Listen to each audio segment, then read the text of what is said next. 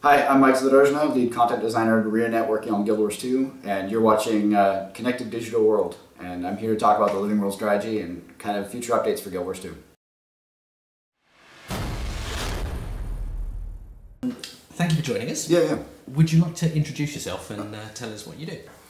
So my name is Mike Zadorojny. I'm the lead content designer on Guild Wars 2. I'm basically responsible for anytime we're doing large content pushes. Part of this Living World strategy that I'll be talking about here today is just kind of making sure that the teams that are working on it are, they're communicating, they have the resources they need, that they're putting out content that meets a quality bar, and that we are interacting with the fans at a very top level. Excellent. And for those of people who don't know what Guild Wars 2 is, do you want to give us a brief sort of overview and explain, obviously you mentioned the Living World. Yes, sure. So Guild Wars 2 is ArenaNet's sequel to the award-winning franchise Guild Wars 1. Guild Wars 1 we sold 7 million copies worldwide. Guild Wars 2 we sold over 3 million copies within the first 4 months of launching, just massive on the scale that we were hoping to receive. We launched the game, and as we adjusted from kind of the development side of things to more of the maintaining and to supporting the live environment, we actually restructured the company because we realized to be able to iterate as fast as we did during development and have it show up on the live environment, the way we were originally structured no longer made sense. We have now gotten to a standpoint where with Guild Wars 2 we brought dynamic events to the world, and this was kind of like a living quest system within the game. So you could, rather than having somebody telling you that there's, somebody attacking these villages over there, you'll actually see it, and it will happen in real time. And there's UI indication that tells you, there's NPCs that are warning you and screaming at you that all this stuff's going on. And as you go and participate in these things, and you're getting rewarded on it. So it's very dynamic. So sometimes it's there, sometimes it's not. But there's over like 1,300, 1,500 quests or events within the game, and we're always adding more and more to it. So the world is always changing based on that. So after launch, we realized that the dynamic event system was step one. The idea for MMOs has always been like, how do you get this living, breathing world that players are always engaged, that every time they come in they have a new experience. This has kind of been like the holy grail for what MMOs are really trying to strive for. And so the next iteration of the dynamic events for us was, how do we decrease the amount of time that there is between content patches? Obviously, the longer that you have that delay, the more saturated players become with what's already there, and there's a higher propensity for them to either to be disinterested or no longer be invested in what's going on. So we've actually adjusted to the point where we now have 4 Living World teams, that each Living World team is responsible for a month's worth of content, and each team has 4 months to develop it. So we have them overlapping to the point now where we're basically releasing new content to the players every 2 weeks. And this, again, this is the iteration coming from dynamic events was the first thing. Well, now let's tell dynamic stories. Let's tell these things that how is the world permanently changing based on what's going on that they're seeing and that kind of stuff. So this has opened up the door for a couple things. It allows us, if we have a feature team that's working on something new, like one of the teams that I'm working with right now is the Looking for Group team. We're actually building an in-game tool to help players kind of fill in the gaps where we've had kind of fan sites and fans kind of take it up the initial charge of this. We can hold on to it until it's ready, that we've gone through all the passes, that we make sure that it meets our standard quality bar, but still feel like we're still putting out updates to the players, and that there's enough content stuff that we're holding them until the major features are ready. So it allows us to better service them and make sure that we're actually not pushing out stuff before it's really too early. And this is really something like a strategy that we've kind of evolved throughout the year. When we first started this initiative way back in January, it was a very small team. There's only like 2 or 3 designers working on it, and this one team pretty much took all of January, February, March, leading into April, and telling the Flame and Frost story over time and kind of building and escalating. And as we kind of devote more and more resources, what we can do becomes greater. What we can react to becomes better. We're collecting analytics on the back end to kind of see where players are spending their time. Right now, we're indirectly collecting feedback in terms of what content players want to see, but definitely in the future of the strategy is we want them more directly involved. We want players to be able to make the choice in terms of where we're putting the development resources to kind of solve these problems and what's changing and how the world is adapting based on the stuff that they're doing. And this really, like I said, it allows us to organically grow the game with the players alongside us, kind of helping us in kind of directing where the development ends up. This Yeah, so that's kind of the big gist of it. The other thing is we're doing things like we're introducing new APIs to the fans. For people who might not necessarily know what that is, it's like we're basically allowing certain information about the game to be able to pulled out by people who understand the higher end of programming. So one of the initiatives that's going on right now is that we've basically told them what the status of the world is. So there's some fans who are building kind of the Google Maps for Tyria, where you'll be able to like see it from a high level, scroll into like the map level, and you'll actually know where every single dynamic event is, when it's running, and kind of the sense of what's going on in the world. Also kind of what objectives are owned by which team in world versus world and this kind of stuff. And so yeah, so all of this is about us just kind of building a platform that allows us to evolve the world, to continually be able to entertain the players, and allow us to do something where kind of what traditional television shows have done. We're like, stay tuned next week when something exciting happens. Well, for us, this allows us to kind of have this content coming at a rapid pace that allows us to kind of still have that kind of sense of let's tell a compelling story.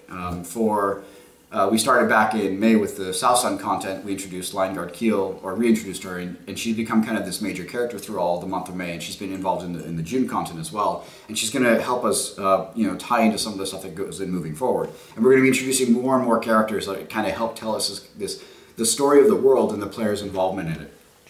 So the next content drop that actually drops tomorrow, which yes. will be out by the time people are watching this, is Sky Pirates of Tyria. Yes. And there's been a murder.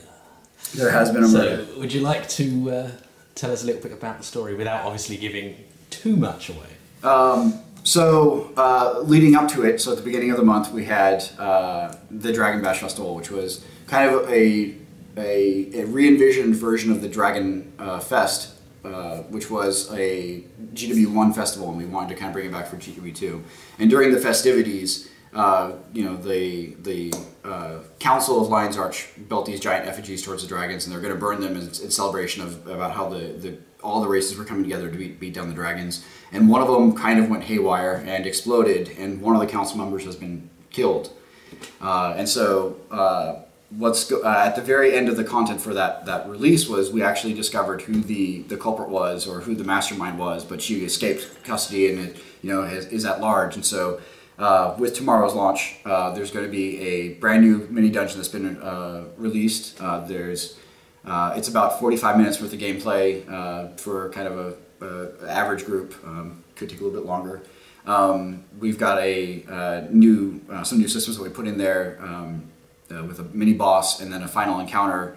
And there's tons of rewards along the way. The other side of this that we're going to be opening up a little bit later is they're telling you don't give away who did it. It's the lawyers.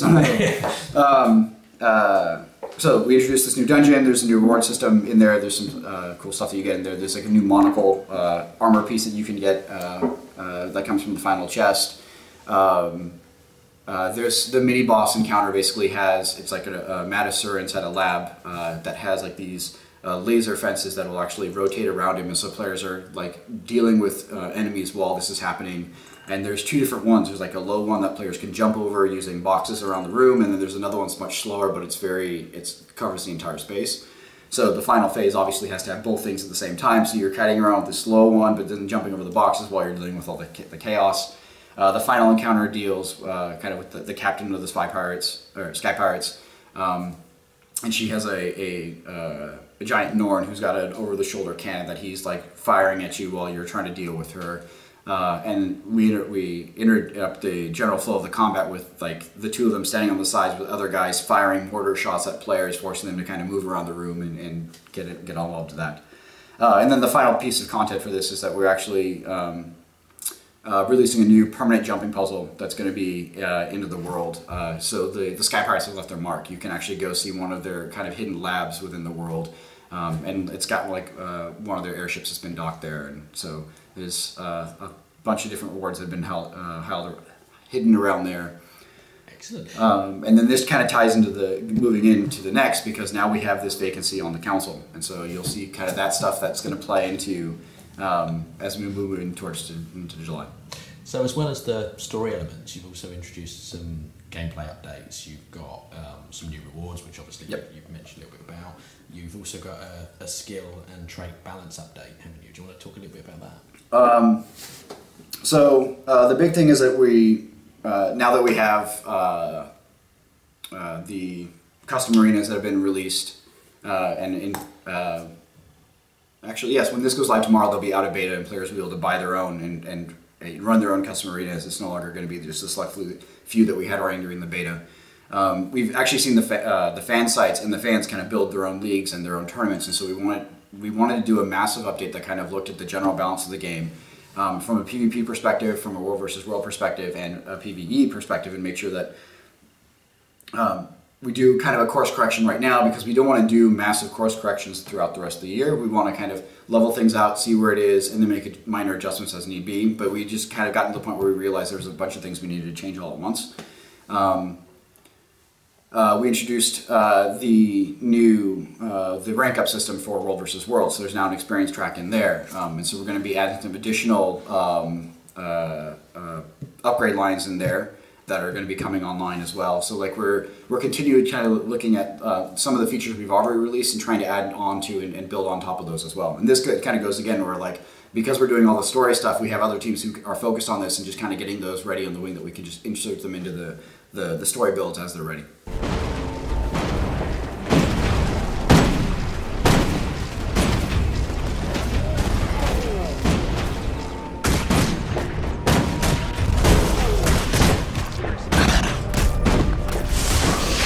Also introducing Mortar Mastery. Yes. So that should keep a few people happy. Yes, yes. So tell us about the Sea of Sorrow scavenger hunt. All right. So the other thing that's part of this build is that tomorrow, Reed Stosby's book, The Sea of Sorrows, comes out, and it's kind of it takes place before the game. It's about it's more around the time when like ore is rising and there's chaos and stuff going on. And so you kind of, the refounding of Lion's Arch is part of one of the stories that we like to tell about this. And so Mariner, forgive me, I can't remember his first name, so I'll look later, but Mariner actually kind of goes through a journey through the book, and you can follow his footsteps in the game and find these plaques that he's left around. And so if you have never read the book, it's going to be kind of hard because you have no idea where these locations are, but the first one starts within Lion's Arch near his statue. But if you've read the book, then you know exactly where his journey takes him. You can go to these places within the city, within the continent of Ore. There's all these kinds of, other extra things for people to see along the way and read more about the history about the game and everything else. So is that something you guys are interested in a lot more of? So a lot more linked in content with, say, books and other media? Yeah, I mean, we love the fact that because it's a living game, it allows us to kind of insert things, it allows us to tie everything together. I mean, we did this with the first books as well. The Fields of Ruin, which is where Ebonhawk is and things like that. There's like the remnants of the peace treaty based on the first book. You can find the grave that was mentioned in the book as well. So like we always try and tie everything in together because it builds it more cohesive. Now we try and tell the stories in such a way that if you don't read the books, that you can still understand what's going on. You'll get a sense of what's happening and why things are changing the way they are. But if you are, then there's just kind of a little nod in that direction. It helps the recollection of those previous events.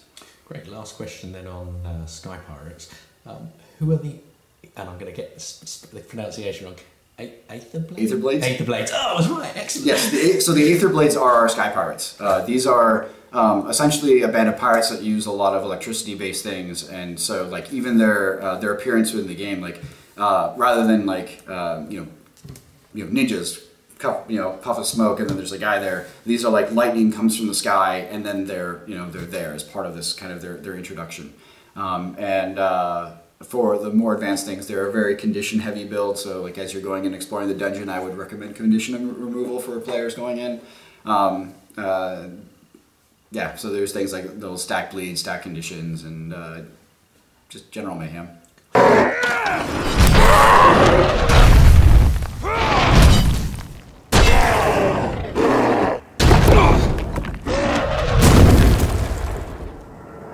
Oh Yeah, I'm on a roll. Obviously, you mentioned earlier on that there's a lot of content being developed by the various teams. Yep. What are they using as inspiration?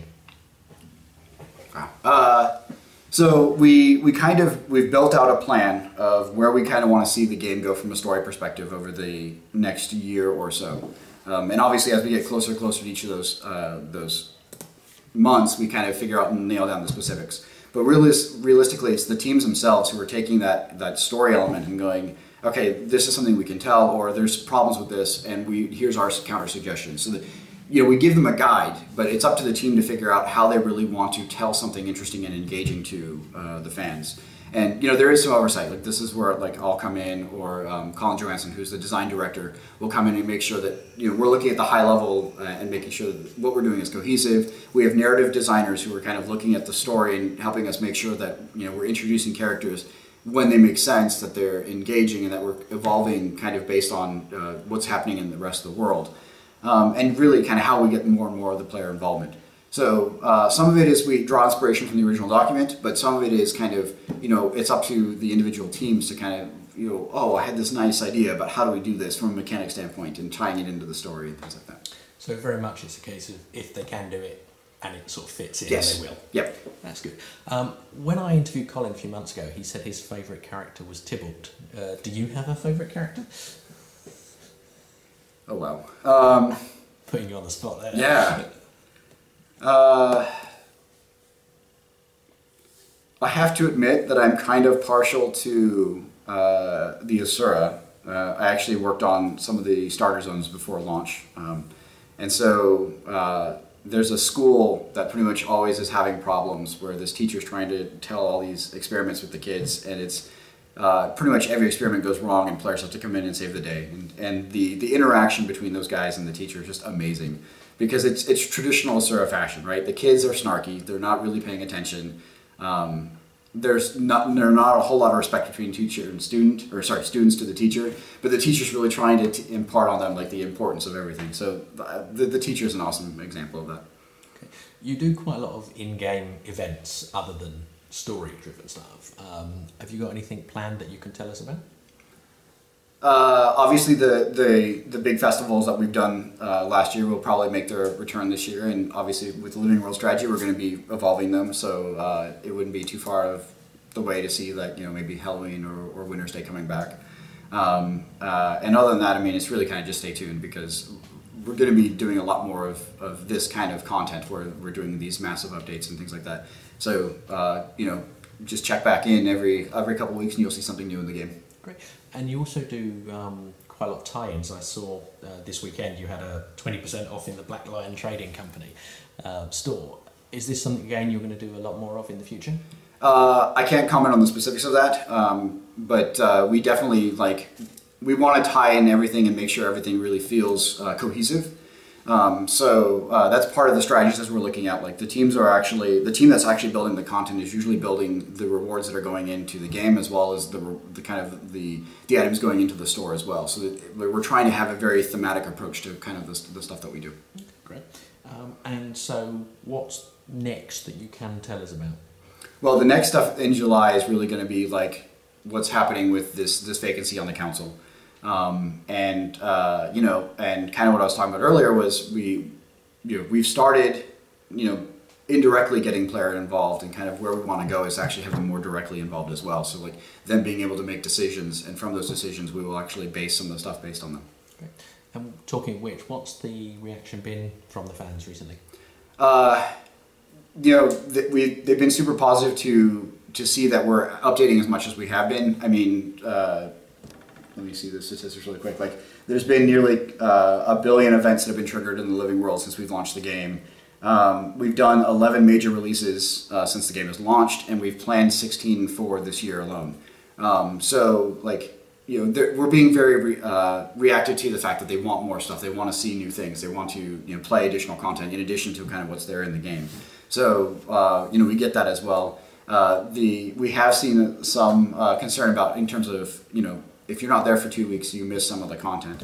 But the big thing for us is that, you know, it's not a concern about if you miss one particular event, because we're always going to be building up on top of that, and there'll be ways for players to kind of see the story that's happened. But we always want to build something new so that there's always something for players to come back to and see. And of course, that obviously ties in with the living world, because it doesn't stop when you start playing. I know there'd been quite a lot of concern from people earlier in the year about balancing and guilds and issues like that. So do you take a lot of that feedback on board and sort of deal with it? So we do. We actually pay a lot of attention in terms of the fans, from the forums to emails that they write in to, you know, submissions, you know, bug reports, things like that, to interacting with the press, to going to fan events and things like that.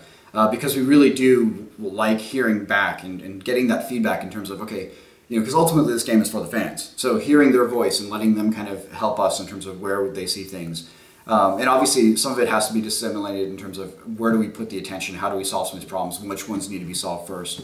But we do pay attention, and like Colin has this master list of, okay, here's the major features and the priority of what we want to accomplish. And so most of the things that are on there are either initiatives that we've started up as employees where we're like, you know, I love the game, but here's something that can make it better. We should focus on this. Or fans have done the same thing to us at the various conventions and and events. So we do listen to it. There is a list that we're kind of working towards and trying to solve all these things. And it's just a matter of making sure that we have enough resources going into the live game while we're supporting these other you know, things behind the scenes. Great. And if people haven't played the game yet, where can they find out more about it, and how can they get involved? Guildwars2.com is a great place to stop. You can find all the information about the game. If you have any direct questions of kind of like specific content within the game, there's a wiki.guildwars2.com that players have been filling out that will allow you to kind of see more of the in-depth information. This is just it's such a fast-paced environment for us. Like, this is just something that we would have to do like on a PC market, because how fast we're iterating and all this kind of thing. So we're just making the PC experience everything we can. Great. So final question before we go then. Any thoughts on possibly a console version? Kind of what I was going to right there at the end is, like, this really is about kind of making sure that we can really do things for the PC and making sure it's the absolute best experience we can for that. You know, everything is still on the table, but like, we're really focused for the PC market and the experience. And it would be really, and in this case, it'd be kind of hard to do this in the console market. So, Mike, thank you very much for your time today. Thank you. Would you like to introduce yourself and tell us what you do? Sure, yeah. I'm Colin Johansson, and I'm the game director for Guild Wars 2. Okay, so what does the game director actually do there? That is a great question.